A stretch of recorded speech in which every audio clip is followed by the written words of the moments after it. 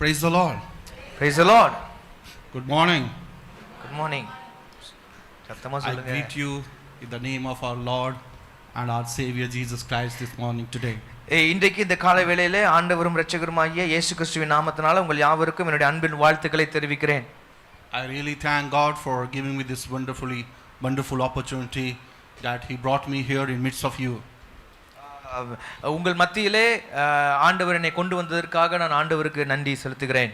It's my joy here once again, and it's really a privilege for me to stand before you today. எனக்கு இது மிகுந்த மகிழ்ச்சியை கொடுக்கிறது. உண்மையாகவே உங்களுக்கு முன்பதாக நிற்பதை நான் எனக்கு கிடைத்த ஒரு பெரிய பாக்கியமாகவே கருதுகிறேன். And I really thank our senior pastor and Reverend Manoj Lawrence. என்னுடைய பக்கத்தில் இருக்கிற உங்கள் சபையின் தலைமை போதகர் பாஸ்டர் மனோஜ்காக நான் ஆண்டவரை துதிக்கிறேன். And I came to know here itself that God is using him in various ways in the assemblies of God into the leadership. நான் இங்கே வந்த பிறகுதான் அறிந்து கொண்டேன் அசம்பிளிஸ் ஆஃப் காட்ல தலைமைத்துவ பொறுப்புகளிலே பல்வேறு விதங்களிலே உங்களுடைய போதகரை கர்த்தர் பயன்படுத்தி வருகிறார் என்பதை இங்கே வந்த பிறகுதான் நான் அறிந்து கொண்டேன். And really I thank God for his life. அவருடைய வாழ்க்கைக்காக நான் ஆண்டவருக்கு நன்றி செலுத்துகிறேன். We met, as pastor already introduced you, that we met in SABC when we had the 75th. உங்கள் போதகர் ஏற்கனவே சொன்னது போல சதனேஷா பைபிள் காலேஜின் 75வது ஆண்டு விழா கொண்டாட்டத்திலே நான் அவரை சந்திக்க நேர்ந்தது. I really do believe that it's really God's plan that he brought me here. நான் நிச்சயமாய் விசுவாசிக்கிறேன் உங்கள் மத்தியிலே கர்த்தர் என்னை இங்கே கொண்டு வந்தது தேவனுடைய திட்டம் என்பதை விசுவாசிக்கிறேன். Amen. Amen. And today I know that we all know that it is a very special day. நமக்கு எல்லாம் தெரியும் இன்றைக்கு ஒரு விசேஷித்ததான ஒரு நாள்.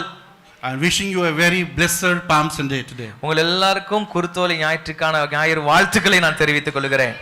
And filled with love and the presence of our Lord Jesus Christ. இந்த இடத்திலே தேவனுடைய அன்பையும் தேவனுடைய பிரசன்னத்தையும் அதிகமாய் உணர்கிறேன். And on this holy day, இந்த முக்கியமான இந்த பரிசுத்த நாளிலே may your faith be strengthened in Jesus name. இயேசுவின் நாமத்தினாலே உங்களுடைய விசுவாசம் பலனடைவதாக. May you be renewed in spirit today. உங்களுடைய ஆவியிலே நீங்கள் புதுப்பிக்கப்படுவீர்களாக. Let's pray. Let's bow our head. நாம் தலைகளை தாழ்த்தி நாம் ஜெபிக்கலாம். Close our eyes and look unto God. கண்களை மூடி நாம் ஆண்டவரை நோக்கி பார்ப்போம். Gracious Heavenly Father, I thank you for bringing me once again here. ஆண்டவரே இன்னும் ஒரு விசை கூட இந்த இடத்துல என்னை கொண்டு வந்து நிறுத்தினதற்காக கிருபையுள்ள பிதாவே உமக்கு நான் நன்றி செலுத்துகிறேன். Thank you Lord for giving me this privilege to preach your word today, Lord, in midst of your people. உம்முடைய ஜனத்தின் நடுவிலே உம்முடைய வார்த்தையை நான் பேசுகிறதற்கு எனக்கு மீண்டும் ஒரு விசை கொடுத்த தருணத்திற்காக உமக்கு நான் நன்றி செலுத்துகிறேன் பிதாவே. Lord, I submit myself and each one of us here into your mighty hand, Lord. ஆண்டவரே என்னையும் இங்கு வந்து இங்கு இருக்கிற ஒவ்வொருவரையும் உம்முடைய பலத்த கரத்திற்குள் நான் தந்து விடுகிறேன். Lord, use us for your glory today. இன்றைக்கு எங்களை உம்முடைய நாமத்தின் மகிமைக்காகவே எடுத்து பயன்படுத்தும். And speak to us and through us. ஆண்டவரே எங்களோடும் பேசும், எங்கள் மூலமாகவும் பேசும். In Jesus name I pray. இயேசுவின் நாமத்தில் ஜெபிக்கிறேன். ஆமென். Amen. Amen. Amen. Amen. Today I have taken a text from the Gospel of John, chapter 12, verse 12 to 26. இன்றைக்கு நம்முடைய தியானத்திற்காக நான் எடுத்துக்கொண்ட வேத பகுதி யோவான் எழுதின சுவிசேஷம் 12வது அதிகாரம் 12 முதல் 26 வரையிலான வசனங்கள். அப்போஸ்தலனாகிய யோவான் எழுதின சுவிசேஷம் 12ஆம் அதிகாரம் 12 முதல் 26 வரையிலான இறை வார்த்தைகள். Before I jump into the message, I just would like to thank for this opportunity. Really I enjoyed the Tamil worship today. நான் உண்மையாகவே நான் செய்திக்கு போகிறதுக்கு முன்னதாக மீண்டும் ஒரு விசை நான் இந்த இடத்துல வந்து இருக்கிறதற்காக இந்த தருணத்திற்காக யாவருக்கும் நான் நன்றியை தெரிவிக்கிறேன். உண்மையாகவே உங்களுடைய ஆராதனையில் கலந்து கொண்ட போது அது எனக்கு பெரும் மகிழ்ச்சியை கொடுத்தது. Even I couldn't understand. எனக்கு புரியவில்லை. ஆனாலும் I was listening to the pastor that he was telling something that spoon feeding. அவர் மற்றதான் என்ன பேசினார்னு புரியல. ஆனா திடீர்னு உங்க பாஸ்டர் ஸ்பூன் ஃபீடிங்னு என்னத்தையோ சொன்னாரு. அது மட்டும் லேசா விளங்கிச்சு. Somehow I was thinking that in between the worship pastor is using this word spoon feeding. நான் யோசிச்சேன், ஆராதிச்சு கொண்டிருக்கும் போது ஒண்ணுமே புரியலையே, திடீர்னு பாஸ்டர் ஸ்பூன் ஃபீடிங்னு சொல்லிட்டு இருக்கிறாரே, நான் யோசிச்சு கொண்டிருந்தேன். But I was trying my best to understand that. That was not the part of worship, I think so. நான் அது என்ன எதுக்காக வொர்ஷிப் நேரத்துல ஒரு ஸ்பூன் ஃபீடிங்கை பத்தி பேசுறாருன்னு நானும் யோசிச்சு பார்த்தேன். ஆனா ஒண்ணே விளங்கி கொண்டேன், அதுக்கும் ஆராதனைக்கும் அந்த வார்த்தைக்கும் ஆராதனைக்கும் அதை சொல்லி அவர் ஆராதிக்க சொல்லலன்னு புரிஞ்சு கொண்டேன். I came to this conclusion that pastor might be telling you that you are now a mature, I think. அது புரிஞ்சு. You understood Tamil very well. No, I tried my best to understand. Yeah, you will learn soon Tamil. Yes. Thank you. Evening service I will make you to talk in Tamil. Okay. Nandri. He is telling Nandri. You tell it in the mic. Nandri. Thank you. Yes. First Tamil word. அவருக்கு தமிழ் புரியாட்டினாலும் ஒன்றை புரிந்து கொண்டார். ஆனா சரியா தான் புரிஞ்சிருக்காரு. Spoon feeding சொன்னது நீங்கள்லாம் ஒரு சின்ன பிள்ளைங்க மாதிரி ஆராதிக்கிறதுக்கு இல்லை, இது பண்ணக்கூடாது, அவங்க சொல்லி ஆராதிக்க கூட, நீங்கள்லாம் மெச்சூர்டான பீப்புள், ஆவில முதிர்ந்தவர்கள், ஆகவே நீங்களாக ஆராதிக்க வேண்டும் என்று அவர் சொன்னார் என்று நான் புரிந்து கொண்டேன். அப்பா, might be you were not singing. ஒருவேளை சிலவர் பாடாம இருந்திருக்கலாம், அதை பார்த்து பாஸ்டர் சொல்லியிருக்கலாம்.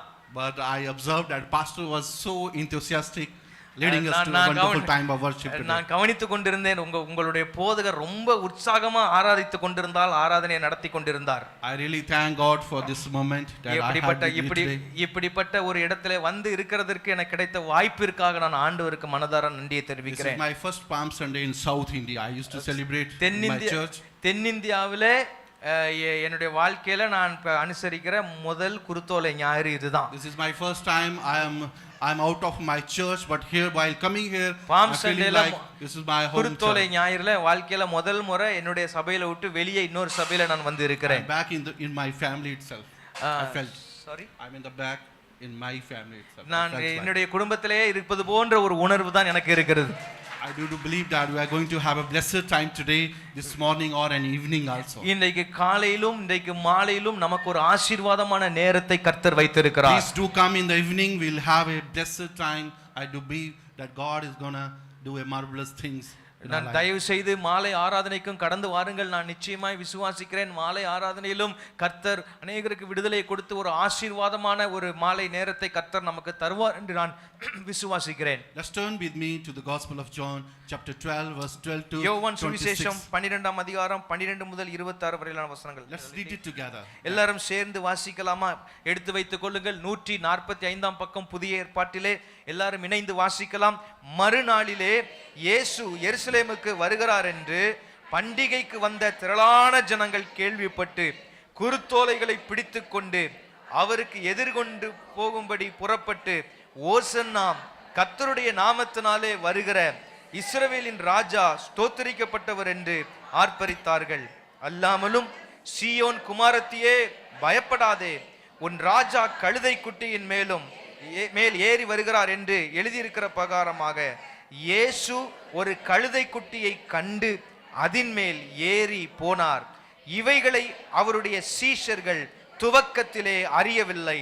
இயேசு மகிமையடைந்த பின்பு இப்படி அவரை குறித்து எழுதியிருக்கிறதையும் தாங்கள் இப்படி அவருக்கு செய்ததையும் நினைவு கூர்ந்தார்கள்.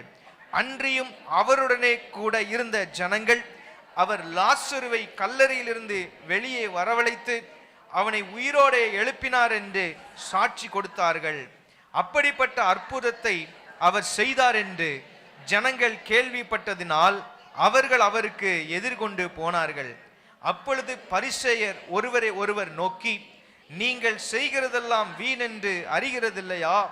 இதோ உலகமே அவனுக்கு பின் சென்று போயிற்றே என்றார்கள். பண்டிகையில் ஆராதனை செய்ய வந்தவர்களில் சில கிரேக்கர் இருந்தார்கள். அவர்கள் கலிலேயா நாட்டு பெத்சாய்தா ஊரானாகிய பிலிப்புவினிடத்தில் வந்து, ஐயா, இயேசுவை காண விரும்புகிறோம் என்று அவனை கேட்டுக்கொண்டார்கள். பிலிப்பு வந்து அதை அந்திரேயாவுக்கு அறிவித்தான். பின்பு அந்திரேயாவும் பிலிப்புவும் அதை இயேசுவுக்கு அறிவித்தார்கள். அப்பொழுது இயேசு அவர்களை நோக்கி, மனுஷகுமாரன் மகிமைப்படும்படியான வேளை வந்தது. மெய்யாகவே மெய்யாகவே நான் உங்களுக்கு சொல்லுகிறேன், கோதுமை மணியானது நிலத்தில் விழுந்து சாகாவிட்டால் தனித்திருக்கும், செத்ததே ஆகில் மிகுந்த பலனை கொடுக்கும். தன் ஜீவனை சிநேகிக்கிறவன் அதை இழந்து போவான். இந்த உலகத்தில் தன் ஜீவனை வெறுக்கிறவனோ அதை நித்திய ஜீவ காலமாய் காத்து கொள்ளுவான். ஒருவன் எனக்கு ஊழியம் செய்கிறவனானால் என்னை பின்பற்ற கடவன். நான் எங்கே இருக்கிறேனோ அங்கே என் ஊழியக்காரனும் இருப்பான். ஒருவன் எனக்கு ஊழியம் செய்தால் பிதாவானவர் அவனை கனம் பண்ணுவார். May Lord bless you through the reading and hearing of His word. ஆண்டவர் தாமே இந்த வார்த்தையை நமக்கு ஆசீர்வதித்து தருவாராக. Today we see a majority of the Christian church around the world celebrate Palm Sunday. நமக்கு தெரியும் இன்றைக்கு பெரும்பாலான கிறிஸ்தவ திருச்சபைகளிலே உலகம் எங்கிலும் இன்றைக்கு குருத்தோலை ஞாயிறை அவர்கள் அனுசரிக்கிறார்கள், கொண்டாடுகிறார்கள். And the Palm Sunday is also called the Passion Sunday.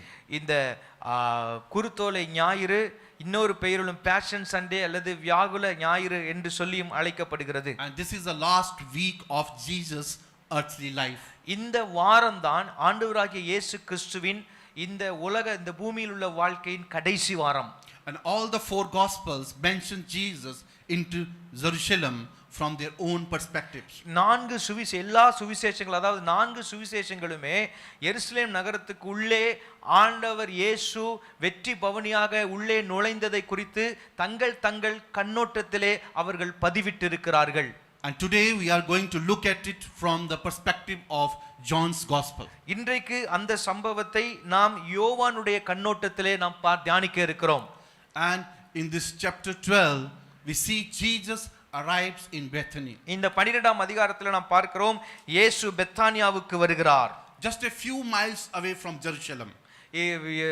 ஒரு சில மைல்கள் ஜெருசலேமிலிருந்து ஒரு சில மைல்களுக்கு அப்பால் மட்டுமே இருக்கிற இந்த பெத்தானியாவுக்கு இயேசு வருகிறார். And there Jesus had a dinner in honor of him.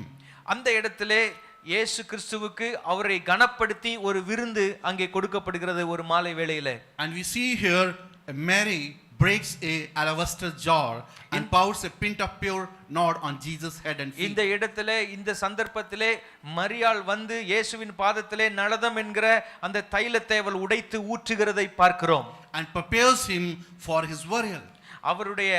அவரை அடக்கம் பண்ணுகிறதற்கு ஏதுவான ஒரு ஆயத்தமான செயலை அவள் செய்ததாக இந்த இடத்திலே பார்க்கிறோம். The next day Jesus arrives in Jerusalem.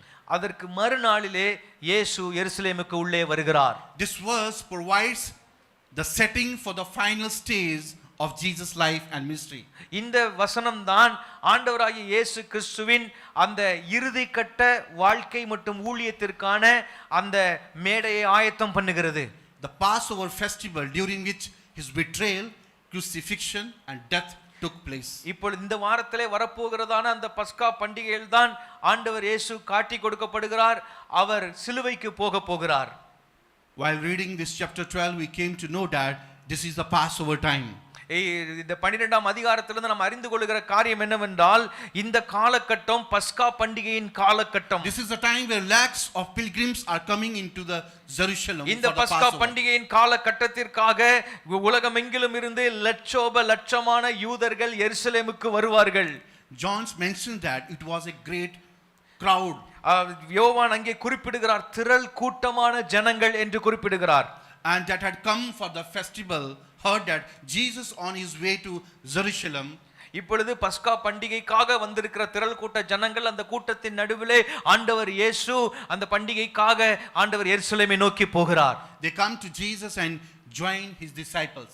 இப்பொழுது அந்த கூட்டத்தினர் அங்கே வழியாக போகிறதான இயேசுவோடு கூடவும் அவருடைய சீஷர்களோடு கூடவும் வந்து அவர்கள் இணைந்து கொள்கிறார்கள், சேர்ந்து கொள்கிறார்கள். If you see here, what are they doing here actually basically? இப்பொழுது இதை பார்க்கும் பொழுது அந்த இடத்துல அவர்கள் என்னத்தான் செய்கிறார்கள்? When we turn to verse 13, 13ஆம் வசனத்தை வாசிக்கும் பொழுது they took the palm branches and went down to meet him. அங்கே குருத்தோலைகளை பிடித்துக்கொண்டு அவருக்கு எதிர்கொண்டு போனார்கள்.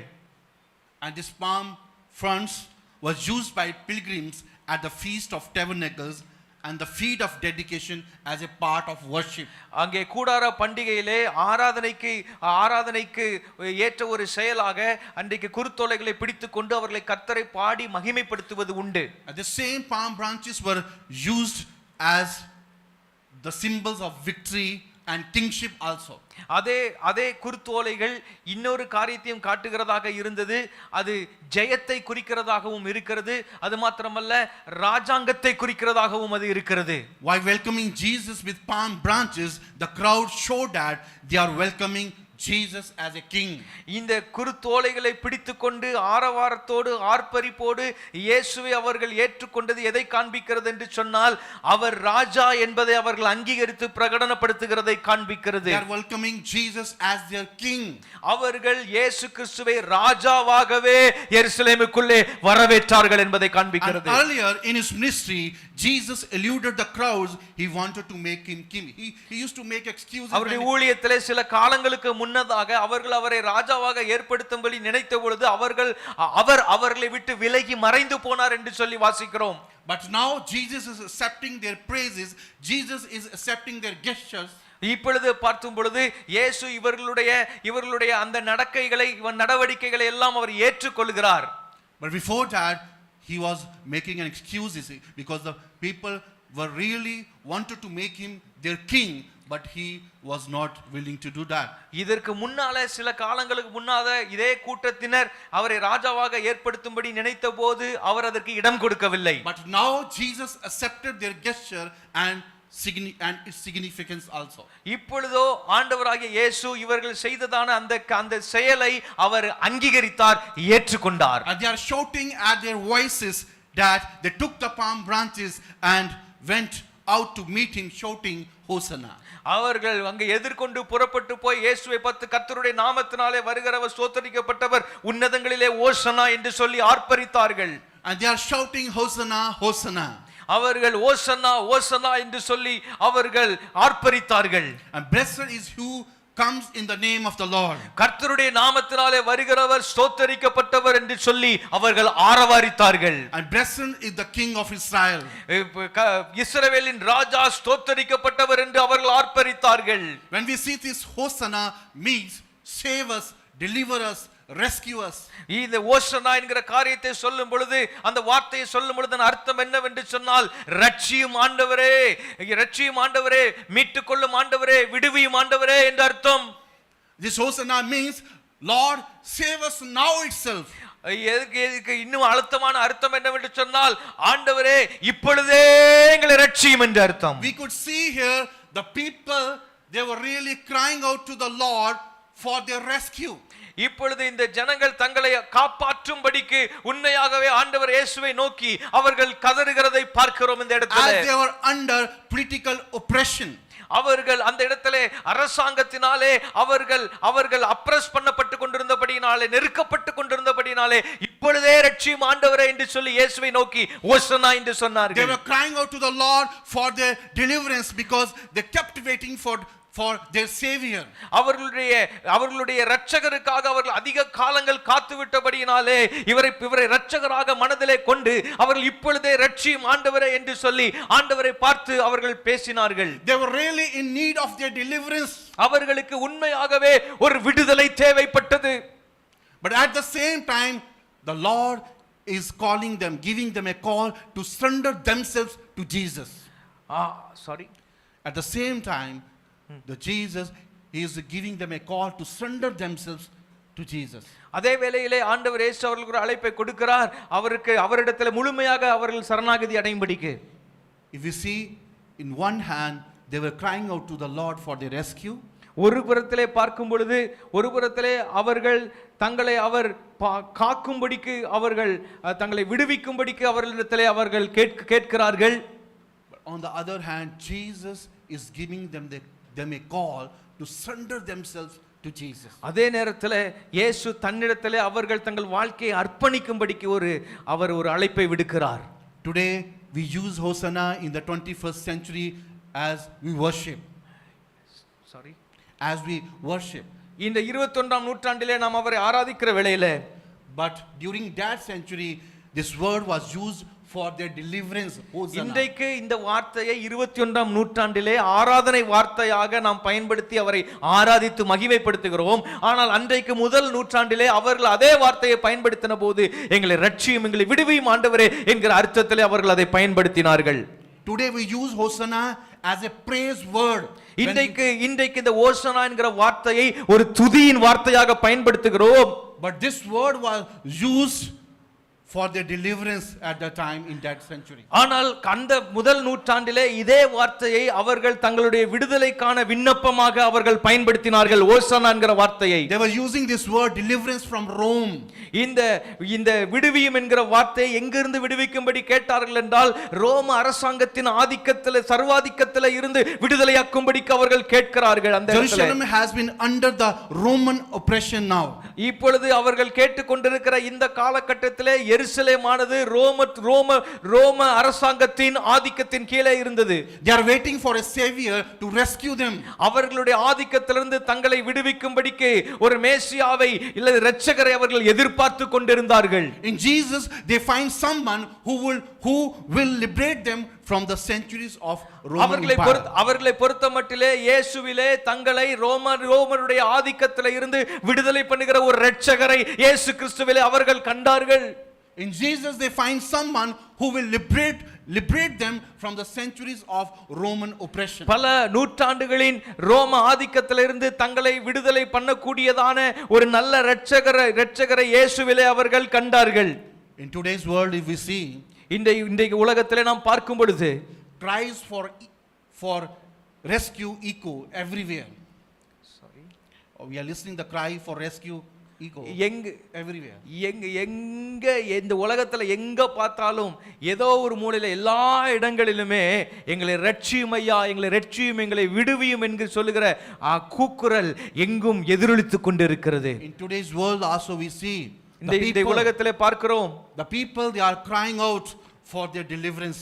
எங்கு பார்த்தாலும் நாங்கள் எங்களை ரட்சிக்கிறதுக்கு யாராகிலும் இருக்கிறார்களா, எங்களை விடுவிக்க யாராகிலும் இருக்கிறார்களா என்கிறதான கூக்குரல் உலகம் எங்கிலும் எதிரொலித்துக் கொண்டிருக்கிறது. In some or other way the people they are in need of deliverance.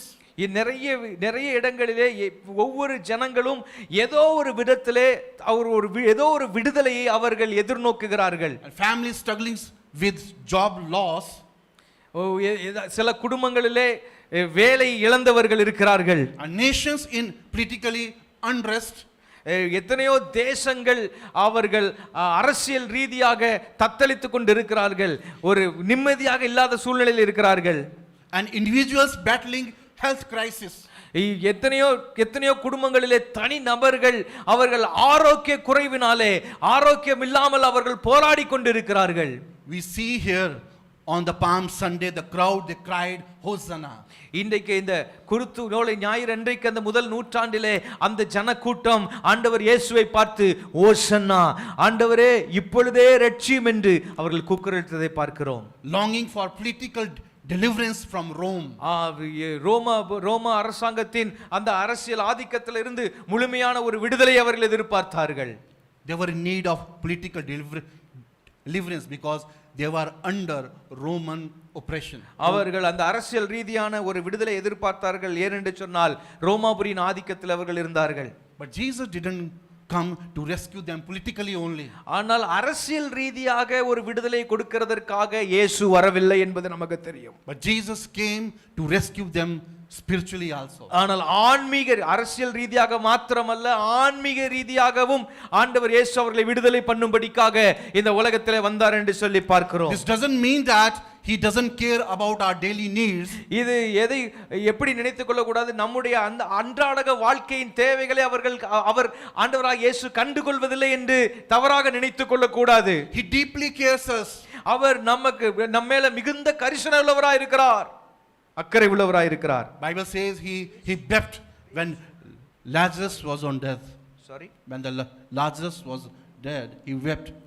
நமக்கு நல்லா தெரியும், லாசரு மரித்த போது ஆண்டவர் இயேசு கண்ணீர் விட்டு அழுதார். Even he met a Samaritan woman and had encounter with her and transformed her life. நமக்கு நன்கு தெரியும், ஒரு சமாரிய பெண்ணிடத்திலே ஆண்டவராக இயேசு பேசின பொழுது அந்த பெண்ணுடைய வாழ்க்கையை முழுமையாக அவர் மாற்றினார். Even he healed the blind and he healed the lepers. ஆண்டவர் இயேசு அங்கே குஷ்டரோகிகளை எல்லாம் சுகப்படுத்தினார், சொஸ்தமாக்கினார் என்று சொல்லி பார்க்கிறோம். Even he casted out demons. ஆண்டவர் இயேசு பிசாசு பிடித்தவர்களுக்கு அவர்கள் பிசாசுகளை நீக்கி விடுதலை கொடுத்தார் என்று சொல்லி பார்க்கிறோம். He is a miracle working God. அவர் ஒரு அற்புதங்களை செய்கிற ஒரு ஆண்டவர். We could see so many miracles which are recorded in the Bible.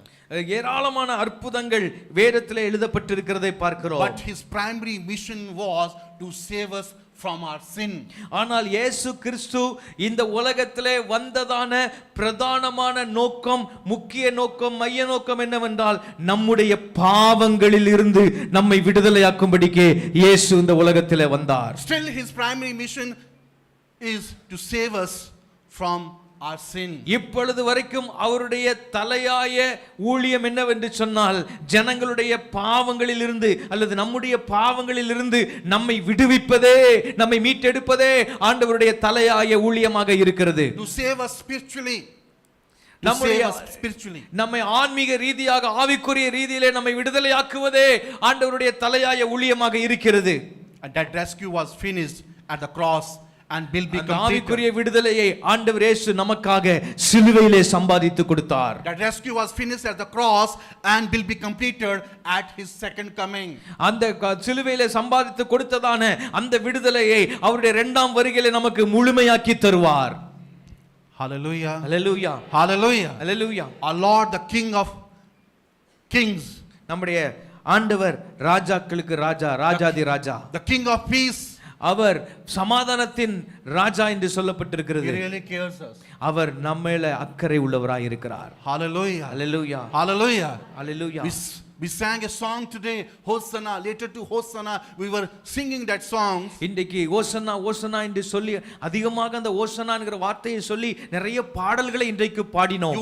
You might be in need of deliverance today. ஒருவேளை இந்த பாடலை பாடின உங்களில் அநேகருக்கு ஏதோ ஒரு பகுதியிலே ஒரு விடுதலை இன்றைக்கு தேவையாக இருக்கலாம். You might be in need of your spiritual deliverance today. ஒருவேளை உங்களுடைய ஆன்மீக ரீதியான ஒரு விடுதலை உங்கள் வாழ்க்கையில உங்களுக்கு தேவையாக இருக்கலாம். Physical deliverance today. ஒருவேளை சரீர ரீதியாக ஏதோ ஒரு விடுதலை உங்களுக்கு தேவையாக இருக்கலாம். You might be in need of emotional deliverance today. ஒரு மன ரீதியாக ஏதோ ஒரு விடுதலை உங்களுக்கு இன்றைக்கு தேவையாக இருக்கலாம். You might be in need of deliverance today. இன்னைக்கு ஏதோ ஒரு விடுதலை உங்களுக்கு தேவையாக இருக்கலாம். But one thing I would love to tell you, Lord really cares us. ஆனால் உண்மையாகவே ஒரு வார்த்தை உங்களை பார்த்து நான் சொல்லுகிறேன். இயேசு உங்கள் மேலே அக்கறை உள்ளவராய் இருக்கிறார். இயேசு உங்களை அதிகமாய் நேசிக்கிறார். The one thing Jesus really wants us to do, நம்முடைய வாழ்க்கையில நாம் செய்ய வேண்டிய ஒரு காரியம் என்று இயேசு நினைப்பது என்னவென்றால், He really wants us to surrender ourselves to Him. அவரிடத்திலே நம்மை முழுமையாய் அர்ப்பணிக்கும்படிக்கு இயேசு விரும்புகிறார், எதிர்பார்க்கிறார். Hallelujah. Hallelujah. Hallelujah. Hallelujah. When we read this, blessed is he who comes in the name of the Lord, this quotation has been taken from Psalm. இந்த பார்க்கிறோம், கர்த்தருடைய நாமத்தினாலே வருகிறவர் ஸ்தோத்தரிக்கப்பட்டவர் என்று சொல்லப்பட்டிருக்கிற இந்த சொற்றொடர் உண்மையாக அது சங்கீதத்திலிருந்து எடுக்கப்பட்ட ஒரு வசனமாகும். From the book of Psalm chapter 118 verse 25 to 26. 118ஆம் சங்கீதம் 25வது வசனம் 26வது வசனத்தை அப்படியே அவர்கள் கோட் பண்ணுகிறார்கள். 118ஆம் சங்கீதம் 25வது வசனம் 26வது வசனம். It goes on to say, blessed is the kings of Israel. அங்கே சொல்லப்பட்டிருக்கிறது, இஸ்ரவேலின் ராஜா ஸ்தோத்திரிக்கப்பட்டவர். This Hosanna word was the usual greeting word when they were addressing to the pilgrims coming to the temple. அந்த காலகட்டங்களிலே எருசலேம் தேவாலயத்துக்கு அங்கே பில்கிரிம்ஸாக அவர்கள் யாத்ரீகர்களாக அவர்கள் வரும்பொழுது, புண்ணிய யாத்திரைக்கு வரும்பொழுது ஒருவர் பார்த்து அவர்கள் வாழ்த்துகிற ஒரு வார்த்தை இந்த ஹோசன்னா. They were using this word as a greeting word. அந்த இயேசு வாழ்ந்த காலகட்டத்திலே இந்த ஹோசன்னா என்கிற வார்த்தையை ஒரு வாழ்த்து சொல்லுகிற வார்த்தையாகவும் அவர்கள் பயன்படுத்தினார்கள். When we go next to the verse 14, 14ஆம் வசனத்தை நீங்கள் பார்க்கும் பொழுது, we see here Jesus found a young donkey and sat on it. அங்கே இயேசு ஒரு கழுதை குட்டியை கண்டு அதிலே ஏறி அமர்கிறார். As it is written, அங்கே எழுதப்பட்டிருக்கிறது, according to Luke, லூக்கா எழுதின சுவிசேஷத்தின்படி Jesus sends two of his disciples. லூக்கா சுவிசேஷத்தில் இதை குறித்து வாசிக்கிறோம். இயேசு 2 சீஷர்களை தனக்கு முன்னதாக அனுப்புகிறார். And tell them to fetch a unridden colt. இதுவரைக்கும் ஒருவரும் ஏறிராத ஒரு கழுதை குட்டியை நீங்கள் அவிழ்த்து வாருங்கள் என்று அவர்களிடத்தில் சொல்லி அனுப்பினார். A little donkey. ஒரு கழுதை குட்டி. Jesus did not need a ride actually. Jesus, he did not need a ride. ஆண்டவர் இயேசுவுக்கு அந்த கழுதை மேல ஒரு சவாரி போக வேண்டும் என்கிற ஒரு எண்ணம் இல்லை. He's used to walking distance. அவருக்கு கழுதை மேல ஏறி தான் சவாரி போக வேண்டும் என்கிற அவசியம் இல்லை. காரணம், அவர் கால் கடுக்க பல மைல்கள் எத்தனையோ நாட்கள் நடந்த அனுபவம் அவருக்கு உண்டு. நடந்து செல்கிறவர். He used to walking long distance. அவர் நீண்ட தூரங்கள் நெடுதூர பயணத்திற்கு அவர் கால் கடுக்க நடந்தே சென்றவர். அவர் He was physically fit. அவர் சரீர பிரகாரமாக நன்கு திடகாத்திரமாக இருந்த ஒரு நபர், ஆரோக்கியமாக இருந்த ஒரு நபர். But Jesus' action on riding on a donkey made a statement. ஆனால் இயேசு கழுதை குட்டியின் மேலே அமர்ந்து அவர் வலம் வந்தது அங்கே ஒரு குறிப்பிட்ட காரியத்திற்காக என்று சொல்லப்பட்டிருக்கிறது. What we see here, riding on a donkey, இந்த இடத்துல நாம் எதை பார்க்கிறோம்? கழுதை குட்டியின் மேலே ஏறி அவர் வலம் வருகிறது எதை காண்பிக்கிறது? what we see in the life of Jesus here is fulfilling the Old Testament prophecies. இங்கே இயேசுவின் வாழ்க்கையில என்ன நடக்கிறது? பழைய ஏற்பாட்டிலே அவரை குறித்து சொல்லப்பட்ட ஒரு தீர்க்க தரிசன வார்த்தை நிறைவேறுகிறதாக இருக்கிறது. Jesus coming to Jerusalem and going to the temple is the fulfillment of Old Testament scripture. அங்கே இயேசுவானவர் எருசலேம் நகரத்திற்கு வந்து அங்கே தேவாலயத்திற்குள்ளே பிரவேசிப்பது பழைய ஏற்பாட்டிலே அவரை குறித்து சொல்லப்பட்டிருக்கிற தீர்க்க தரிசன வார்த்தைகளின் நிறைவேறுதலாகவே அது நடந்தது என்று பார்க்கிறோம். Jesus coming to the Jerusalem and is going to the temple. இயேசு எருசலேமுக்கு வந்து அங்கே தேவாலயத்திற்கு போகிறார். If you see here, the Shekinah glory of God is coming to the temple. இங்க பாத்தீங்கன்னா அங்கே ஷெக்கினா க்ளோரி என்று சொல்கிற தேவ மகிமை தேவாலயத்திற்குள்ளே வந்தது இயேசு வரும் பொழுது. Hallelujah. Hallelujah. Hallelujah. Hallelujah. Jesus approaching the temple from the east gate. இயேசுவானவர் கிழக்கு வாசல் வழியாக எருசலேமுக்குள்ளே அவர் நுழைகிறார். The main gate of the temple, that was the east gate. அந்த எருசலேம் தேவாலயத்தின் முக்கியமான வாசல் கிழக்கு நோக்கி இருக்கிற வாசல். We can see here Ezekiel, he is seeing a vision. எசேக்கியேல் தீர்க்கதரிசன புத்தகத்திலே எசேக்கியேல் ஒரு தரிசனத்தை பார்த்ததாக வாசிக்கிறோம். Which is recorded in the book of Ezekiel chapter 10 verse 18 to 19. எசேக்கியேல் தீர்க்கதரிசன புத்தகம் 10வது அதிகாரத்திலே 18 19 ஆகிய வசனங்களிலே இந்த எசேக்கியேலின் தரிசனத்தை குறித்து நாம் வாசிக்கிறோம். எசேக்கியேல் 10வது அதிகாரம் 18 19 ஆகிய வசனங்கள். கர்த்தருடைய மகிமை ஆலயத்தின் வாசற்படியை விட்டு புறப்பட்டு கேருபீன்களின் மேல் நின்றது. அப்பொழுது கேருபீன்கள் தங்கள் செட்டைகளை விரித்து என் கண் காண பூமியை விட்டு எழும்பின. அவைகள் புறப்படுகையில் சக்கரங்களும் அவைகளுக்கு சரியாய் சென்றன. கர்த்தருடைய ஆலயத்தின் கிழக்கு வாசலிலே போய் நிற்க இஸ்ரவேலின் தேவனுடைய மகிமை அவைகளின் மேல் உயர இருந்தது. Here is a vision which the Ezekiel saw. இந்த இடத்திலே எசேக்கியேல் தீர்க்கதரிசியாகிய எசேக்கியேல் ஒரு தரிசனத்தை காண்கிறதை பார்க்கிறோம். Here is the vision of the glory of the Lord. இந்த இடத்திலே இயேசு கிறிஸ்து அங்கே தேவனுடைய மகிமை அங்கே வெளிப்படுகிறதை பார்க்கிறோம். இந்த தரிசனத்திலே departing from the temple. இந்த இடத்திலே எசேக்கியேல் பார்த்த தரிசனத்திலே தேவ மகிமை அங்கே ஆலயத்தை விட்டு வெளியே செல்லுகிறதை பார்க்கிறோம். When we notice, it's a very bad situation here. தேவாலயத்தை விட்டு கர்த்தருடைய மகிமை வெளியேறுவது, விலகி செல்வது, அது ஒரு மோசமான ஒரு சூழ்நிலை. Ezekiel saw a vision, the glory of the Lord is departing from the temple. எசேக்கியேல் பார்த்த தரிசனத்திலே அங்கு தேவாலயத்தில் இருந்த தேவ மகிமை தேவாலயத்தை விட்டு வெளியே விலகி சென்றதை அவன் பார்த்தான். அது ஒரு மோசமான நிலைமை. And Ezekiel, he is pronouncing a kind of judgment on the temple. இப்பொழுது எசேக்கியேல் மூலமாக அந்த தேவாலயத்திற்கு ஒரு விதமான ஒரு தண்டனை ஆண்டவர் அந்த இடத்திலே சொல்லுகிறதை பார்க்கிறோம். The temple was Yahweh's dwelling place. முறையாக சொன்னால் அங்கே தேவாலயம் என்பது யெகோவா தேவன் அங்கே வாசம் பண்ணுகிற ஒரு ஸ்தலமாக இருந்தது. The temple was Yahweh dwelling place on earth. அங்கே எருசலேம் தேவாலயம் என்பது யெகோவா தேவனாகிய கர்த்தர் வாசம் பண்ணுகிற பூமியிலே வாசம் பண்ணுகிற ஒரு ஸ்தலமாக அவர் ஏற்படுத்தி வைத்திருந்தார். But Ezekiel says that it has become so corrupted that the Shekinah glory of the Lord. ஆனால் எசேக்கியேலின் காலகட்டத்திலே எசேக்கியேல் தீர்க்கதரிசனமாக உரைக்கிறான். அந்த தேவாலயத்தில் இருந்ததான ஜனங்கள் எல்லாரும் அவர்கள் சரியில்லாதவர்களாய் இருந்தபடினாலே தேவாலயத்தில் இருக்க வேண்டிய மகிமை தேவாலயத்தை விட்டு விலகி சென்றது என்று சொல்லி எசேக்கியேல் தரிசனம் காண்கிறான். The glory of the Lord which was dwelt now got up and left. the temple. தேவாலயத்திலே இருந்ததான கர்த்தருடைய மகிமை தேவாலயத்தை விட்டு விலகி போனது. And he saw a vision, it left by the east gate. ஆனால் அங்கே அவன் பார்த்தபோது அந்த தேவாலயத்தில் இருந்த தேவ மகிமையானது எந்த வாசல் வழியாக வெளியேறினது என்று அவன் பார்க்கிறான் என்றால் கிழக்கு வாசல் வழியாக வெளியேறினதை பார்த்தான். It departed from the main gate of the temple. அந்த முக்கியமான மைய வாசலிலே கிழக்கு வாசலிலே அதன் வழியாக அந்த மகிமை வெளியேறினதை பார்த்தான். And hovered up above the Mount of Olives. அந்த மகிமை வெளியே போய் அது அங்கே அங்கே எந்த இடத்திலே அது ஸ்தாபித்தது என்று சொன்னால் அந்த இடத்திலே அந்த மவுண்ட் ஆஃப் ஆலிவ்ஸ் ஒலிவ மலையின் மேலே அது இறங்கினதை அவன் கண்டான். At the same time, the Ezekiel is again seeing a vision. ஆனால் மறுபடியும் மீண்டுமாய் இன்னொரு தரிசனத்தை 11ஆம் அதிகாரத்தில் அவன் பார்க்கிறான். Which is recorded here in the chapter 11 verse 23. அந்த தரிசனத்தை குறித்து எசேக்கியேல் 11ஆம் அதிகாரம் 23ஆம் வசனத்திலே நாம் வாசிக்கிறோம்.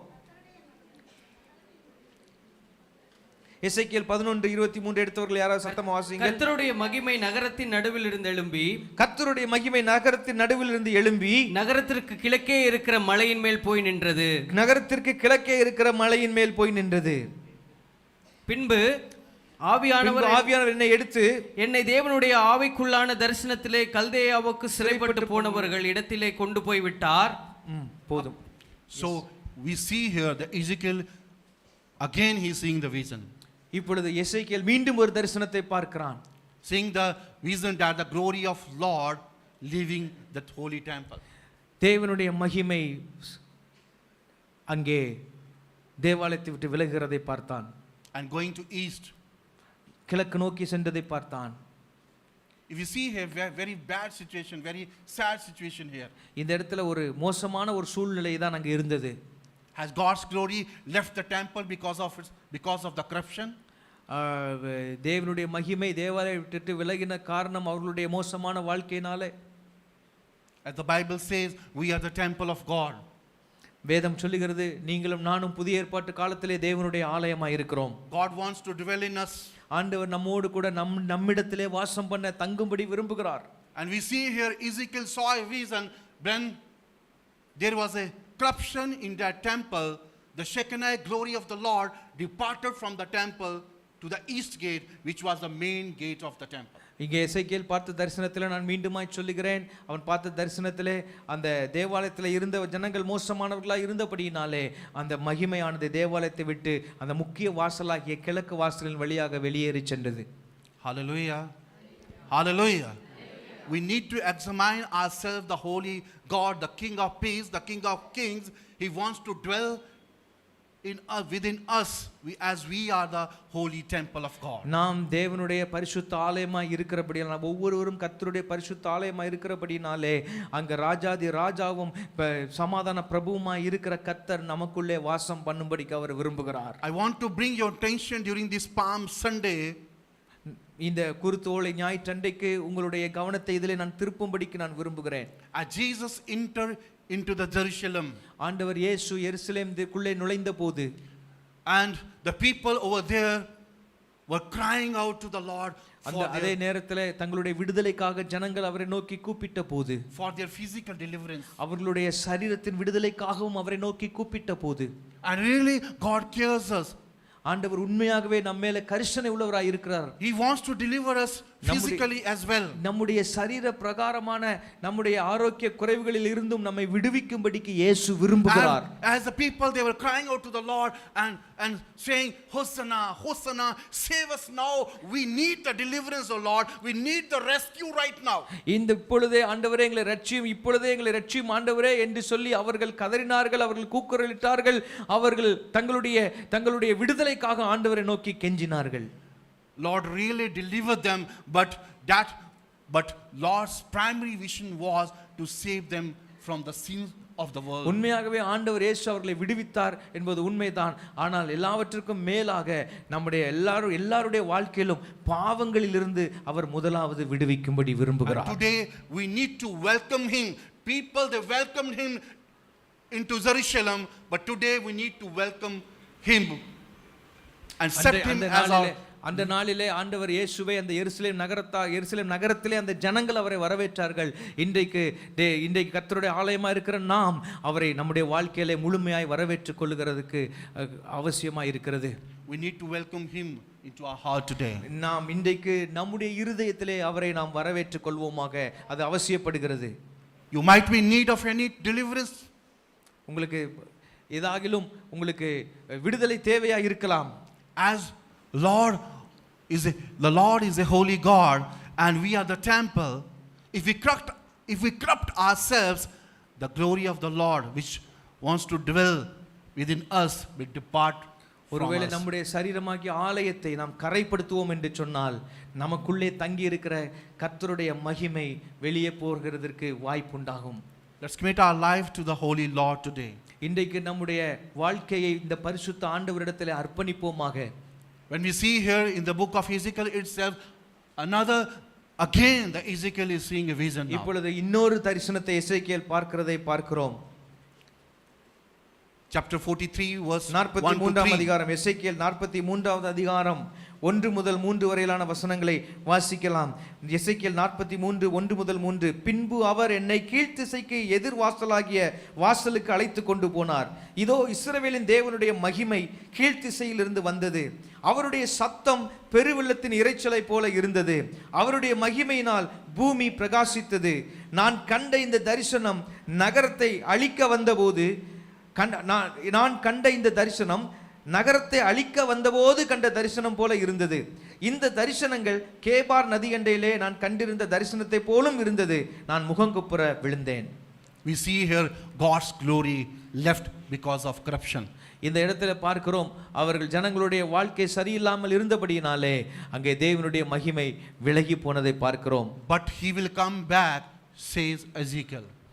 ஆனால் எசேக்கியேல் சொல்லுகிறார் அவர் மீண்டும் வருவார் என்று சொல்லி. When Jesus come to Jerusalem, the glory of the Lord coming back to the temple. என்றைக்கு இயேசு எருசலேமுக்கு உள்ளே வந்தாரோ, என்றைக்கு இயேசு ஜெருசலேம் தேவாலயத்திற்கு உள்ளே வந்தாரோ, இயேசு உள்ளே வந்தபடினாலே தேவ மகிமை மீண்டும் அந்த இடத்திலே உள்ளே வந்தது. When Jesus was coming to the Jerusalem, the Shekinah glory of the Lord was coming back to the temple. என்றைக்கு இயேசு எருசலேமுக்குள்ளே மீண்டுமாய் வந்தாரோ, தேவ மகிமை எருசலேமுக்குள்ளே வந்தது என்று சொல்ல வேண்டும். Hallelujah. Hallelujah. Hallelujah. The king of Israel is coming to his holy city again. இஸ்ரவேலின் ராஜா தம்முடைய பரிசுத்த நகரத்திற்குள்ளே அவர் வந்தார். Hallelujah. Hallelujah. When we goes on to verse 15, 15ஆம் வசனத்தை வாசிக்கும் பொழுது, யோவான் சுவிசேஷம் 15ஆம் வசனத்தை வாசிக்கும் பொழுது, we can read it. நாம் வாசிக்கலாம். எடுத்தவர்கள் வேகம் வாசியுங்கள். இயேசு ஒரு கழுதை குட்டியை கண்டு அதன் மேல் ஏறி போனார். இவைகளை அவருடைய சீஷர்கள் துவக்கத்திலே அறியவில்லை. இயேசு மகிமையடைந்த பின்பு இப்படி அவரை குறித்து எழுதியிருக்கிறதையும் தாங்கள் இப்படி அவருக்கு செய்ததையும் நினைவு கூர்ந்தார்கள். அன்றியும் அவருடனே கூட இருந்த ஜனங்கள் அவர் லாசருவை கல்லறையிலிருந்து வெளியே வரவழைத்து அவனை உயிரோடே எழுப்பினார் என்று சாட்சி கொடுத்தார்கள். Hallelujah. We see here the verse 15. 15ஆம் வசனத்திலே இதை பார்க்கிறோம். The same quotation has been taken from the book of Zechariah chapter 9 verse 9. இந்த இடத்திலே சொல்லப்பட்டிருக்கிற வார்த்தை சகரியா தீர்க்கதரிசன புத்தகம் 9ஆம் அதிகாரம் 9ஆம் வசனத்திலே சொல்லப்பட்ட வார்த்தையாகும். We can read that also. நாம் அதையும் வாசிக்கலாம்.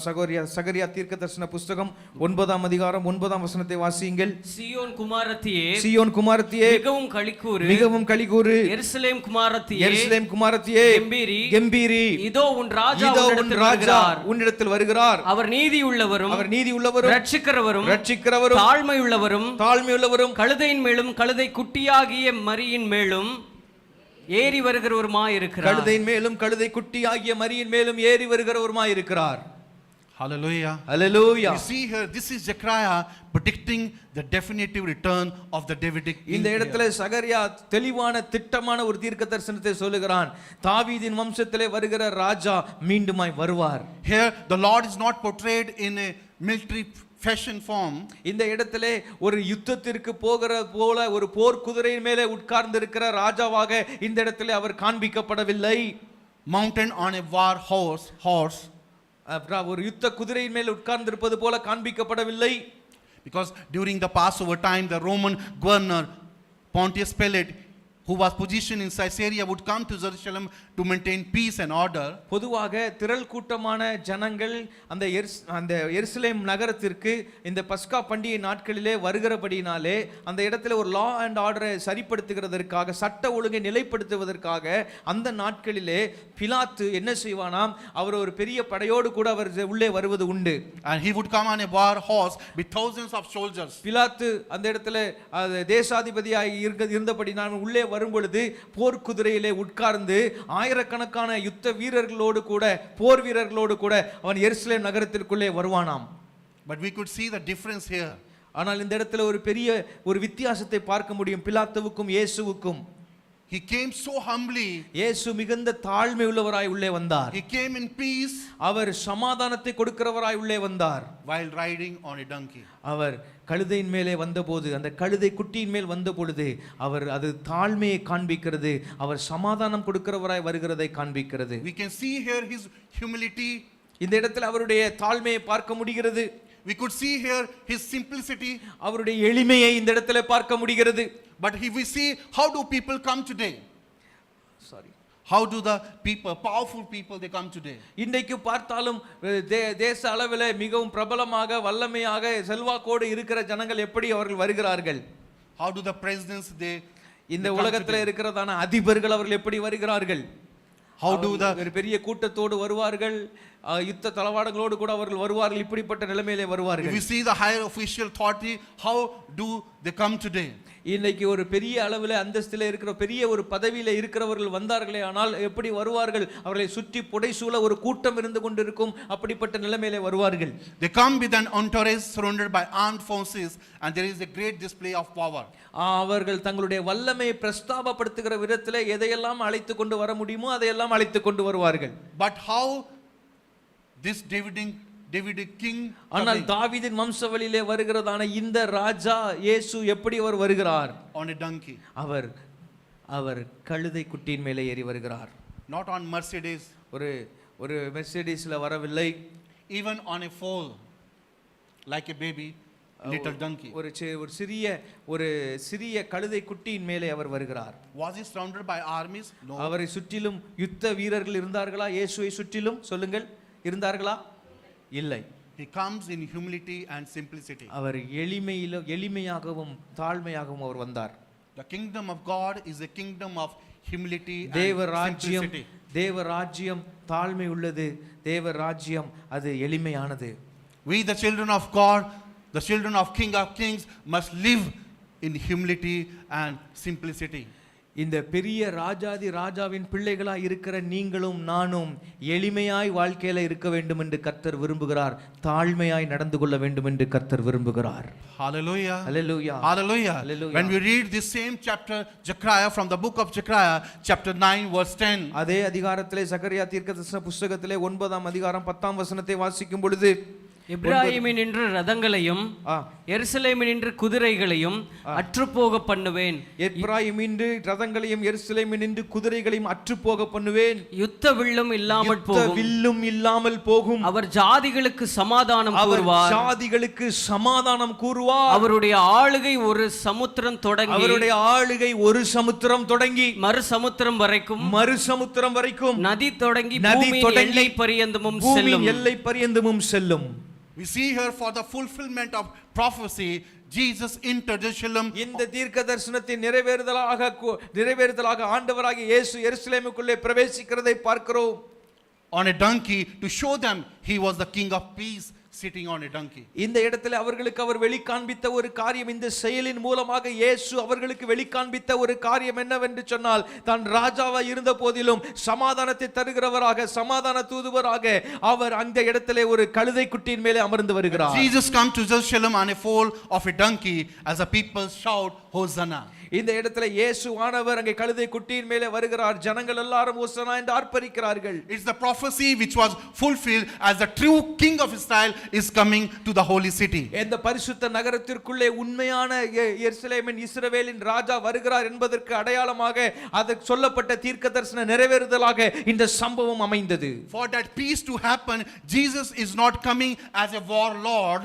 இந்த சமாதானம் நிலைப்பதற்கு இயேசு அங்கே யுத்தம் பண்ணுகிற ஒருவராக வரவில்லை. He is coming in peace. அவர் சமாதான தூதுவராக வருகிறார். And for that peace, he will have to crush by the evil of this world to give us that peace. நமக்கு அந்த சமாதானத்தை கொடுக்கிறதற்காக நமக்கு சமாதானத்தை உண்டு பண்ணும் தண்டனை அவர் மேல் விழுந்தது என்று சொல்லப்பட்டதுபடி அவர் அங்கே உடைக்கப்பட்டவராக அந்த இடத்திலே அவர் வருகிறார். Hallelujah. இந்த பஸ்காவிலே அவர் உடைக்கப்பட போகிறார் நமக்கு சமாதானத்தை தருகிறதற்காக. For that peace he was crushed by the evil of this world. தீமை, இந்த உலகத்தின் தீமையினாலே அவர் நசுக்கப்பட்டார், நொறுக்கப்பட்டார். In order to get us that, in order to give us that peace. நமக்கு அந்த சமாதானத்தை பெற்று தரும்படியாக அவர் இந்த உலகத்தின் தீமையினால் நசுக்கப்பட்டார், நொறுக்கப்பட்டார். Hallelujah. Hallelujah. He was crucified for us. அவர் நமக்காக சிலுவையிலே அறையப்பட்டார். To give us that peace. நமக்கு சமாதானத்தை உண்டு பண்ணும்படிக்கு அவர் சிலுவையை ஏற்றுக்கொண்டார். He was worried and after 3 days he was resurrected. அவர் மரித்து அடக்கம் பண்ணப்பட்டு 3ஆம் நாளிலே உயிரோடு கூட எழுந்தார் என்று பார்க்கிறோம். Hallelujah. Hallelujah. As Jesus stated in the Gospel of John chapter 14 verse 27. யோவான் சுவிசேஷம் 14ஆம் அதிகாரம் 27ஆம் வசனத்திலே நாம் வாசிக்கிறபடி, The peace I live with you, my peace I give you. என் சமாதானத்தையே உங்களுக்கு தருகிறேன். I do not give to you as the world gives. உலகம் தருகிறபடி அல்ல. Do not let your hearts be troubled. உங்கள் இருதயம் கலங்காதிருப்பதாக. And do not be afraid. பயப்படாமல் இருங்கள். Jesus is telling, I am not going to give you the same peace as the world gives. இந்த உலகம் கொடுக்கிறபடியான ஒரு சமாதானத்தை நான் உங்களுக்கு கொடுக்க போவது இல்லை. His peace is unique. இந்த சமாதானம் ஒரு தனித்துவமான ஒரு சமாதானம். Jesus is telling, do not let your hearts be troubled and do not be afraid. ஆண்டவர் சொல்லுகிறார், உங்களுடைய இருதயம் கலங்காதிருப்பதாக, பயப்படாதிருங்கள். I am not going to give you the worldly peace. இந்த உலகம் தருகிறபடி நான் உங்களுக்கு தருவது இல்லை. I am going to give you the heavenly peace. நான் உங்களுக்கு பரலோகத்தின் சமாதானத்தை தருகிறேன். Hallelujah. Hallelujah. He is the King of peace. அவர்தான் சமாதானத்தின் பிரபு. He is the King of kings. Our Rajathi Raja. He is our Jehovah Shalom. அவர் நம்முடைய Jehovah Shalom. I have experienced that peace in my life. என்னுடைய வாழ்க்கையில அந்த சமாதானத்தை Even my parents also, they did experience that peace which we are talking about. இன்னைக்கு என்ன சமாதானத்தை நான் உங்கள் நடுவில் பேசிக் கொண்டிருக்கிறேனோ அந்த சமாதானத்தை என்னுடைய வாழ்க்கையில நான் அனுபவித்தேன். என்னுடைய பெற்றோர் அவர்களுடைய வாழ்க்கையில அனுபவித்தார்கள். The peace that I am talking about brought the turning point into our life. இந்த சமாதானம், இயேசு கொடுத்த இந்த சமாதானம் தான் எங்களுடைய வாழ்க்கையிலே ஒரு பெரிய திருப்பு முனையாய் அமைந்தது. The peace that world couldn't grant us, but the peace the Lord granted us. இந்த உலகம் எங்களுக்கு தர முடியாத ஒரு சமாதானத்தை இயேசு எங்களுக்கு கொடுத்தார். We can't compare the worldly peace with the worldly peace.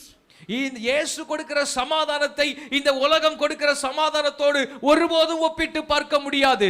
I would love to share my testimony a little bit here. இந்த இடத்துல என்னுடைய சாட்சியை சுருக்கமாக லேசாக நான் சொல்லும்படி விரும்புகிறேன். As I was on the deathbed, நான் மரண படுக்கையில இருந்தேன். For 5 years I went through the very critical situation. 5 ஆண்டுகளாக மிகவும் மோசமான சூழ்நிலையில என்னுடைய வாழ்க்கை கடந்து சென்றது. That I will tell you in detail in the evening itself. அதன் விரிவான விளக்கத்தை மாலை ஆராதனையில் உங்களோடு நான் நிச்சயமாய் பகிர்ந்து கொள்வேன். But at the last, when I was about to die, ஆனால் ஒரு காலகட்டத்திலே நான் மரிக்கும் தருவாய்க்கு நான் வந்துவிட்டேன். I am from non-Christian background. நான் ஒரு கிறிஸ்துவை அறியாத ஒரு இந்து பின்னணியத்தை சேர்ந்தவன். When at the end when I was approaching to death, நான் கடைசி என்னுடைய மரண நாட்களை நெருங்கி கொண்டிருந்த போது, at the last I was not having any meal or drinking anything. அந்த கடைசி காலகட்டங்களில் மரண தருவாய் நெருங்கின அந்த சூழ்நிலையிலே என்னால் தண்ணீர் குடிக்க முடியாது, என்னால் உணவு எதுவும் சாப்பிட முடியாது, அந்த நிலைமைக்கு நான் தள்ளப்பட்டேன். At the last, in the 6th month, I couldn't eat, even I couldn't drink anything.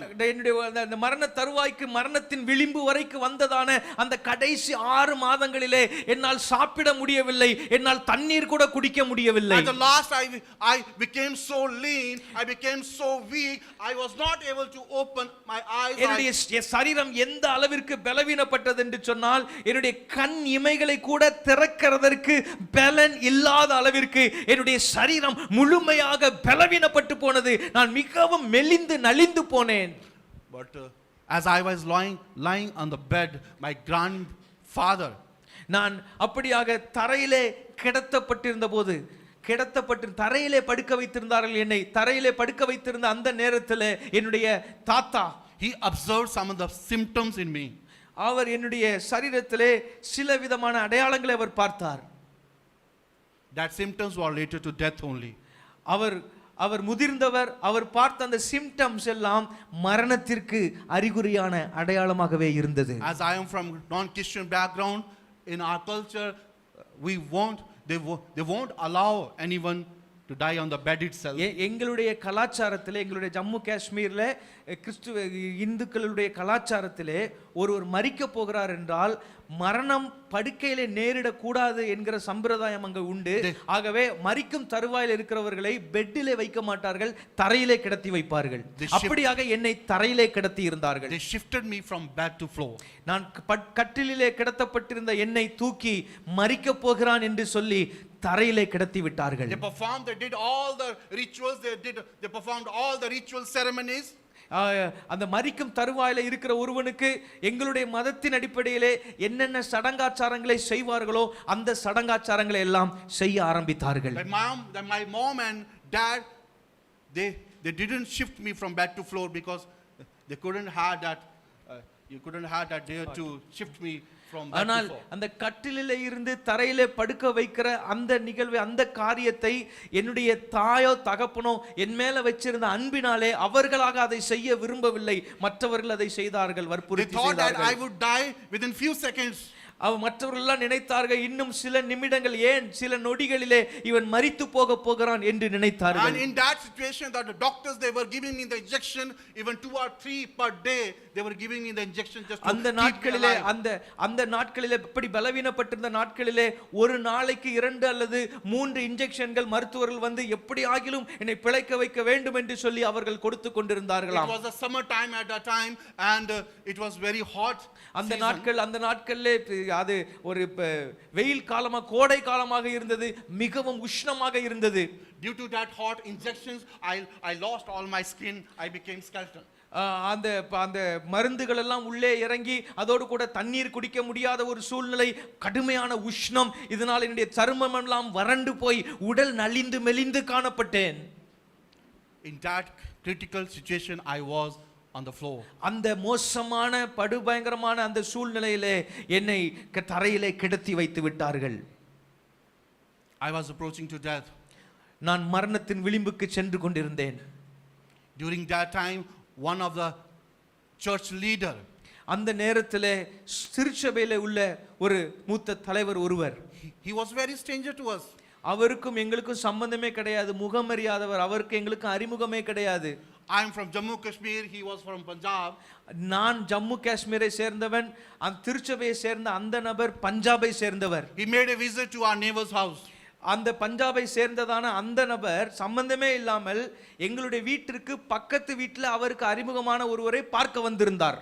During that time, the crowd, my all relatives, they used to stay in my home itself. என்னுடைய மரணத்திற்காக காத்திருந்ததினாலே என்னுடைய நெருக்கமான உறவினர்கள் எல்லாரும் நான் மரிக்கும் தருவாயை பார்க்கிறதற்காக, மரித்த பிறகு செய்ய வேண்டிய காரியங்களை செய்கிறதற்காக என்னுடைய வீட்டிலே வந்திருந்தார்கள். வீட்டிற்குள்ளேயும் ஆட்கள், வீட்டிற்கு வெளியேயும் ஆட்கள் உட்கார்ந்திருந்தார்கள். இந்த கூட்டத்தை பஞ்சாபிலிருந்து வந்த என்னுடைய வீட்டிற்கு பக்கத்து வீட்டிற்கு வந்ததான அந்த நபர் பார்த்தார். அவர் ஒரு கிறிஸ்தவர், சபையை சேர்ந்தவர். He shared the situation I was going through at that time. அவரிடத்திலே பக்கத்து வீட்டில் இருக்கிறவர்கள் நான் இருந்ததான சூழ்நிலையை, மரிக்கும் தருவாயில இருக்கிறதை குறித்து அந்த நபரிடத்திலே அவர்கள் சொன்னார்கள், பக்கத்து வீட்டில் இருந்தவங்க. He asked for the permission to come into our place because I am from such a background. நான் ஒரு கிறிஸ்துவ அறியாத பின்னணியில் இருந்தபடினாலே உள்ளே வரலாமா, வந்து ஏதாகிலும் ஒரு சின்ன பிரார்த்தனை செய்யலாமா என்று என்னுடைய பெற்றோரிடத்திலும் உறவினரிடத்திலும் அவர் பெர்மிஷன் கேட்டார். பக்கத்து வீட்டுக்காரங்க மூலமாக அனுமதி கேட்டார். My mom and dad, they allowed him to come. அப்பொழுது என்னுடைய தாயும் என்னுடைய தகப்பனும் அவர் உள்ளே வருகிறதற்கு அனுமதி கொடுத்தார்கள். As he entered in our house, அந்த மனுஷன் எங்களுடைய வீட்டிற்குள்ளே நுழைந்த போது the Lord said to him, ஆவியானவர் அவரிடத்திலே சொன்னார், this death is the death from the evil, from the evil spirit. ஆவியானவர் சொன்னார், இவனுக்கு நேரிட போகிறதான இந்த மரணம், நேரிடுவதாக இருக்கிறதான இந்த மரணம் பிசாசின் வல்லமையினால் ஏற்பட்டது. This death is the demonic death. இது பிசாசின் வல்லமையினால, அசுத்த ஆவியினால ஏற்படுகிறதா இருக்கிற ஒன்று. Lord wants to save him. Lord wants ஆனால் to நான் deliver him. இவனை ரட்சிக்க விரும்புகிறேன் என்று இயேசு அந்த நபரோடு கூட அவரோடு கூட சொன்னார். My parents, they had been crying out to the God. அவர்கள் தங்களுக்கு தெய்வங்கள் என்று அறிந்தவர்களை நோக்கிதான் என்னுடைய பெற்றோர்கள் அதுவரைக்கும் அவர்கள் கூக்குரலிட்டிருந்தார்கள், For my deliverance. என்னுடைய விடுதலைக்காக. But nothing came out with goods. We went to so many places. ஆனால் ஒன்றும் நடக்கவில்லை. என்னை தூக்கி கொண்டு என்னை அழைத்து கொண்டு எத்தனையோ கோயில்களுக்கு என்னுடைய பெற்றோர் சென்றார்கள். ஆனால் ஒன்றும் நடக்கவில்லை, ஒரு மாற்றமும் வரவில்லை. Nothing came out with good result. ஒரு நன்மையும் அதன் மூலமாக வரவில்லை. My dad, he used to tell me, என்னுடைய தகப்பன் என்னிடத்திலே அந்த காலங்களிலே சொல்லுவது உண்டு, he tried his best to attempt suicide several times during that 26 days I was there on the floor. என்னுடைய தகப்பனார் நான் கர்த்தரனை சுகப்படுத்தின பின்னதாக ஒரு விஷயத்தை என்னிடத்திலே சொன்னார். என்ன சொன்னார் என்றால், ஒரு 26 நாட்கள் மரண படுக்கையிலே, மரணத்தின் விளிம்பிலே நான் இருந்ததான அந்த நாட்களிலே எத்தனையோ முறை நான் தற்கொலை செய்கிறதற்கு முயற்சித்தேன் மகனே என்று என்னுடைய தகப்பனார் என்னிடத்திலே சொன்னார். My dad used to pray. என்னுடைய தகப்பனார் விண்ணப்பிப்பது உண்டு, is there any God who exists in this universe can grant him the death, not the life?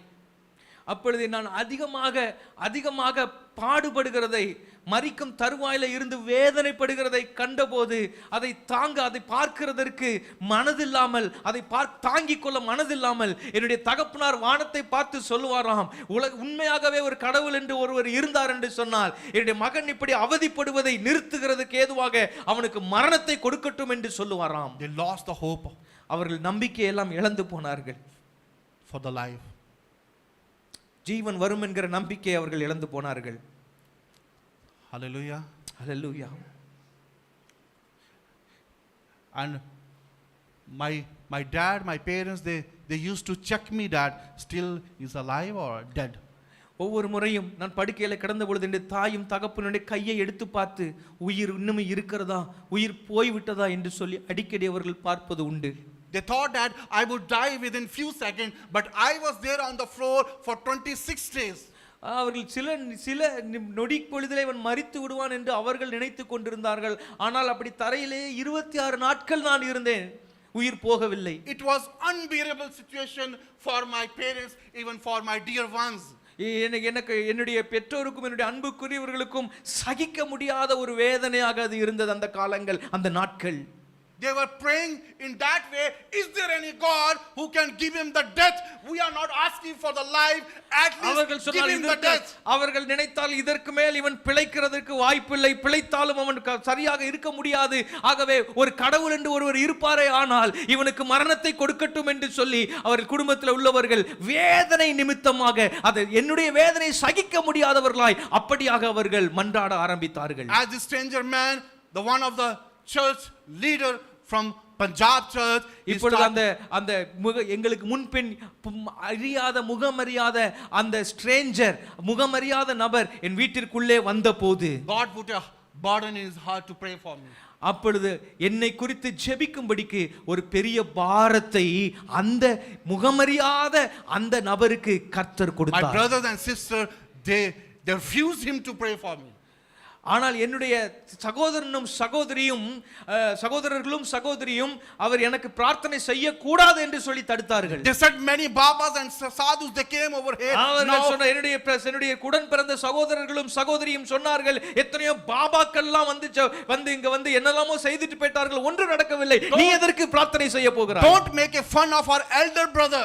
அவர்கள் சொன்னார்கள், இப்படி இதை செய்கிறேன் அதை செய்கிறேன் என்று சொல்லி எங்களுடைய மூத்த அண்ணனை வச்சு நீங்க தேவையில்லாம இப்படி எல்லாம் நீங்கள் கிண்டல் செய்ய வேண்டாம், கேலி செய்ய வேண்டாம், பரியாசம் பண்ண வேண்டாம் என்றார்கள். We don't have anything to give you now.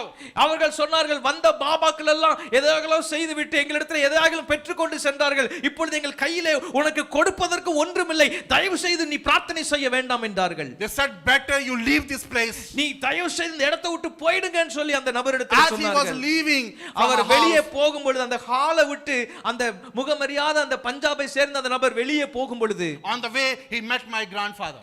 அந்த வழியே போகும் பொழுது என்னுடைய தாத்தா அங்க உட்கார்ந்து இருக்கிறத அவர் பார்த்தார். In our house itself. எங்களுடைய வீட்டுக்குள்ள அடுத்த ரூம்ல. Then he started sharing from the word of God to my grandpa.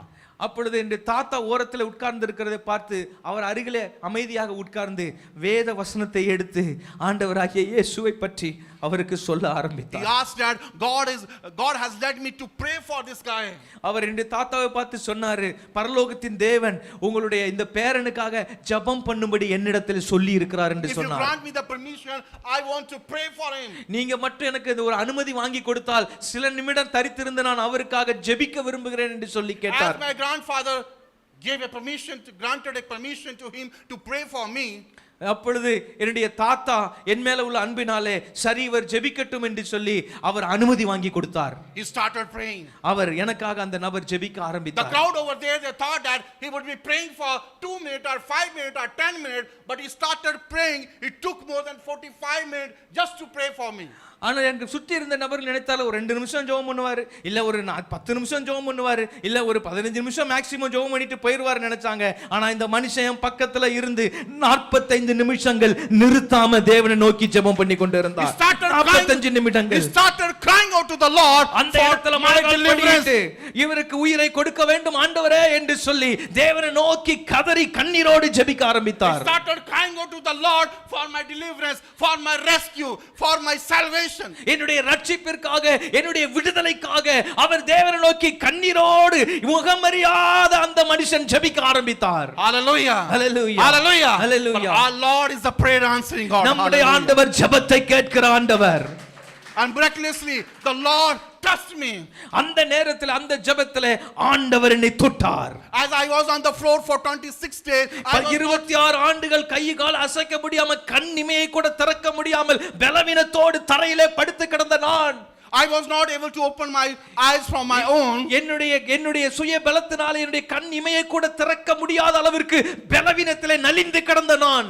That experience that I had during that time, I can't tell you in my words. அந்த நேரத்தில் அவர் ஜெபித்தபோது எனக்கு உள்ளே என்ன நடந்தது என்பதை வார்த்தையினால் என்னால சொல்ல முடியாது. I saw the light which was touching me. I wanted to see that light, but as I stood up, I got fainted. எனக்கு கண்ணெதிரே அவர் ஜெபிக்க என்னை கண்ணை நோக்கி ஒரு பெரிய வெளிச்சம் அடிக்க ஆரம்பித்தது. அந்த வெளிச்சத்தை பார்க்கிறதற்காக அப்படியே கொஞ்சம் கொஞ்சமாக எழும்பினேன். என்னை அறியாமலேயே நான் எழும்ப ஆரம்பித்தேன். எழும்பின உடனே இமிடியேட்டாக நான் ஃபெயிண்ட் ஆகி மயக்கம் அடைந்த நிலைமையிலே கீழே திரும்பவும் தவறினேன். This light was so bright that as he was approaching me, I was getting healed, I was getting delivered. அந்த வெளிச்சம் என்னை நோக்கி நெருங்கி வர எனக்கு உள்ளே ஒரு விடுதலை ஏற்பட்டு கொண்டிருக்கிறதை நான் அனுபவிக்க ஆரம்பித்தேன். எனக்கு உள்ளே ஒரு மாற்றம் வருகிறதை நான் அனுபவிக்க ஆரம்பித்தேன். I tried my best to stand on my feet to testify that someone is touching me. நான் எனக்குள்ளே இந்த மாற்றத்தினாலே யாரோ ஒருவர் என்னை தொடுகிறார்கள், வெளிச்சத்திற்குள்ளே இருந்து வந்து யாரோ என்னை தொடுகிறார்கள் என்று மற்றவர்களுக்கு சொல்லும்படி விரும்பினேன். நான் எழும்படி நினைத்தேன். Someone has come as a healer to heal me. யாரோ என்னை சுகப்படுத்துகிற ஒருவர் வெளிச்சத்தினூடாக வந்து என்னை தொடுகிறார்கள் என்பதை சுற்றில் இருந்த எல்லாருக்கும் நான் சொல்லும்படி விரும்பினேன். Somebody has come as a deliverer to deliver me. என்னை விடுவிக்கிறதற்காக விடுதலை செய்கிற ஒருவர் என்னை நோக்கி ஒருவர் வருகிறார் என்பதை மற்றவர்களிடத்தில் சொல்லும்படி என் இருதயத்தில் விரும்பினேன். As I stood up, I got fainted. நான் எழும்பின அதே வேகத்தில் மீண்டும் மயக்கம் போட்டு கீழே விழுந்து விட்டேன். I couldn't face that light. என்னால் அந்த ஒளியை கண்ணை வைத்து பார்க்க முடியவில்லை. And the crowd over there, they were so surprised to see me. He did not have that strength to stand on his feet. நான் எழும்பி நின்று விட்டு கீழே விழுந்ததை பார்த்த அங்கு சுற்றில் இருந்த உறவினர்கள் அந்த கூட்டத்தினர் திகைத்து போனார்கள். ஏனென்றால் கண் இமையை கூட திறக்கிறதற்கு பலனில்லாத ஒருவன் எப்படி திடீரென்று எழும்பி நின்னான் என்று அவர்களுக்கு விளங்கவில்லை. They came to know that as this person is praying, something is happening in his life. அவர்கள் ஒன்றை கண்டு கொண்டார்கள். கண்ணீரோடு இந்த மனுஷன் யாரையோ ஒருவரை நோக்கி ஜெபம் பண்ணுகிறான். அவன் ஜெபிக்க அவனுக்குள்ளே ஏதோ மாற்றம் வருகிறது என்பதை மாத்திரம் அவர்கள் கண்டு கொண்டார்கள். Hallelujah. Hallelujah. Hallelujah. Hallelujah. And my dad, he was filled with so peace. அந்த நேரத்தில் என்னுடைய தகப்பனாருடைய இருதயத்திலே இனம் புரியாத ஒரு சமாதானம் ஆட்கொண்டது. I would say he got filled with this heavenly peace that we are talking about. இந்த இடத்துல நாம் பேசிக் கொண்டிருக்கிற அந்த தெய்வீக சமாதானத்தை, பரலோக சமாதானத்தை அந்த நேரத்தில் தானே என்னுடைய தகப்பனார் தன்னுடைய வாழ்க்கையிலே முதலாக அனுபவிக்க ஆரம்பித்தார். And Jesus stated in the Gospel of John chapter 40 verse 27. யோவான் சுவிசேஷம் 14ஆம் அதிகாரத்திலே சொல்லப்பட்டிருக்கிற இயேசு சொன்ன அதே சமாதானம், உலகம் கொடுக்க முடியாத அந்த சமாதானத்தை, இயேசுவின் சமாதானத்தை முதல் முறையாக தன்னுடைய வாழ்க்கையிலே என்னுடைய தகப்பனார் அனுபவித்தார். The world, the peace the world give you, I don't give you that peace. உலகம் தருகிற பிரகாரமாக அல்ல. My dad forgot the moment that my eldest son is on the floor from the last 26 days. அந்த நொடி பொழுதிலே அந்த சமாதானம் கிடைத்த உடனே கடந்த 26 நாட்கள் என்னுடைய மூத்த மகன் தரையிலே மரணப்படுக்கையில் கிடக்கிறான் என்பதை என்னுடைய தகப்பன் மறந்து விட்டார். The spirit of the Lord started speaking to my dad. The guy who's praying here, the one of the mature man who's praying here is not a normal man. என்னுடைய தகப்பனாருடைய இருதயத்திற்கு உள்ளே பரிசுத்த ஆவியானவர் அந்த நொடி பொழுதிலே பேச ஆரம்பித்தார். இங்கே வந்து உன்னுடைய மகனுக்காக ஜெபம் பண்ணுகிற அந்த மனுஷன் ஒரு சாதாரண மனுஷன் அல்ல, அவன் ஆராதிக்கிற தேவன் ஒரு சாதாரண கடவுள் அல்ல என்பதை அவர் இருதயத்திலே உணர்த்தினார். The Lord started speaking to my dad in such a way that you had been praying for the last 26 days, but the Lord has sent you the messenger today. ஆனால் ஆண்டவருடைய ஆவியானவர் கடந்த 26 நாட்கள் கடவுள் ஒருவர் உண்டா என்று கேட்டுக்கொண்டிருக்கிறாயே, உன்னுடைய கேள்விக்கு பதிலாக இந்த மனுஷனை நான் அனுப்பி வைத்திருக்கிறேன் என்று பரிசுத்த ஆவியானவர் என்னுடைய தகப்பனாரோடு சொன்னார். You were praying that is there any God who exists in the universe can deliver? இந்த உலகத்திலே விடுவிக்கிற கடவுள் ஒருவர் உண்டா, சுகப்படுத்துகிற கடவுள் ஒருவர் உண்டா என்று 26 நாட்கள் வானத்தை பார்த்து கேட்டுக்கொண்டிருந்தாயே, உன்னுடைய அழுகையான அந்த விண்ணப்பத்திற்கு பதிலாக இந்த மனுஷனை நான் அனுப்பி வைத்திருக்கிறேன் என்று பரிசுத்த ஆவியானவர் என்னுடைய தகப்பனாரோடு பேசினார். The Lord said, I am the Lord. ஆண்டவர், I am the Lord. நானே தேவனாகிய கர்த்தர். Who has power to rescue him. எனக்கு உன்னுடைய மகனை விடுவிக்கிற வல்லமை உண்டு என்று. I am the Lord who cares his children. என்னுடைய பிள்ளைகளை I'm the Lord who cares. என்னுடைய பிள்ளைகள் மேலே கரிசனை உள்ள தெய்வமாக நான் இருக்கிறேன் என்று என் தகப்பனாரோடு ஆண்டவர் பேசினார். Hallelujah. Hallelujah. Hallelujah. There are many things to say.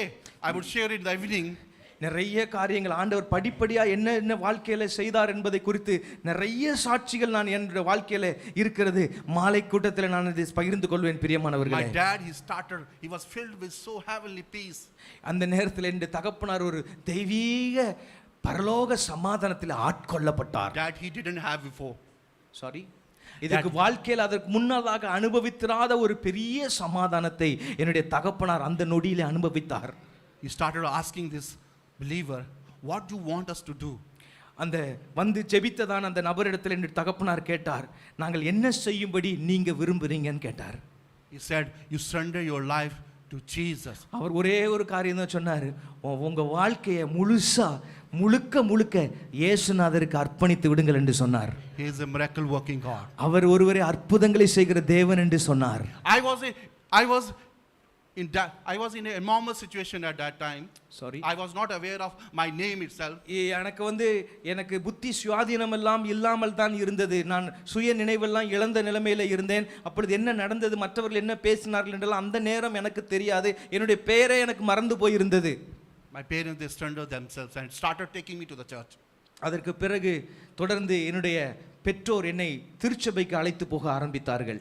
And I got delivered, my family got delivered once we surrendered to the எங்களுடைய வாழ்க்கையை முதலாவது என்னுடைய பெற்றோர் தங்களுடைய வாழ்க்கையை இயேசுவுக்கு அர்ப்பணித்தார்கள். அவர்கள் அர்ப்பணித்த போது என்னுடைய வாழ்க்கையில ஒரு விடுதலை கர்த்தர் கொடுத்தார். என்னுடைய வாழ்க்கையை நான் இயேசுவுக்கு அர்ப்பணித்தேன். The passage from the Bible we went through now, here the people are crying out to the Lord for their rescue, but at the same time God is giving them a call to surrender yourself to Jesus. நாம் இந்த வேத பகுதியில் வாசித்தபடி ஜனங்கள் தங்களை ரட்சியும் ஆண்டவரே என்று அவரை நோக்கி கூப்பிட்ட வேளையில அவர் எதிர்பார்த்து சொன்னது, உங்கள் வாழ்க்கையை என்னிடத்துல சரண்டர் பண்ணுங்க, அர்ப்பணிங்க சொன்னது போல தான் எங்கள் வாழ்க்கையில நடந்தது.